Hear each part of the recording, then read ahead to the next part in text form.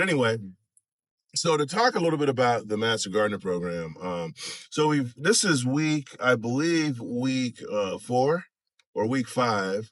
So the first week, and I'm going to try to get this right, is the first week really was just a bunch of housekeeping stuff. So it was, I say this halfway joking, but where the bathrooms are, where the pencil sharpener is, where the copy machine is, stuff like that. Just basic stuff.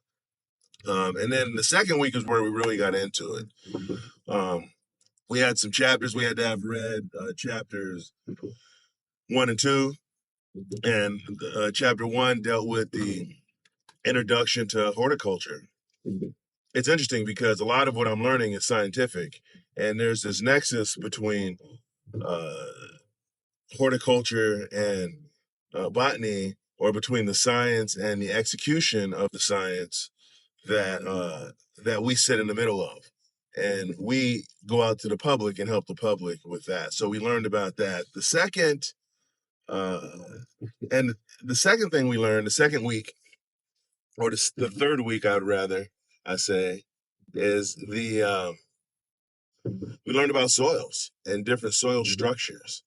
And, I never realized as much as I didn't know there was as much to learn about soils and fertilizers and how things impact, and the kinds of nutrients that are naturally occurring, which I guess they're all to some degree naturally occurring, but that are that are abundant in our soils.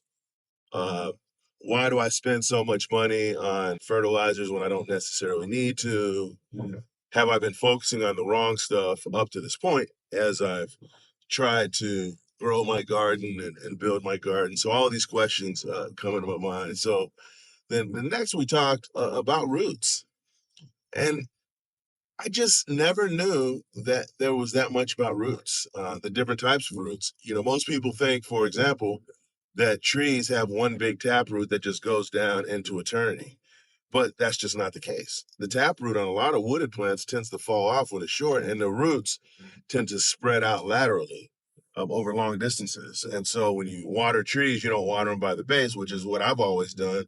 I've always watered them. All right, you're supposed to water them out near the drip line, out to the edge of the line of the trees. So I guess I got to start doing that.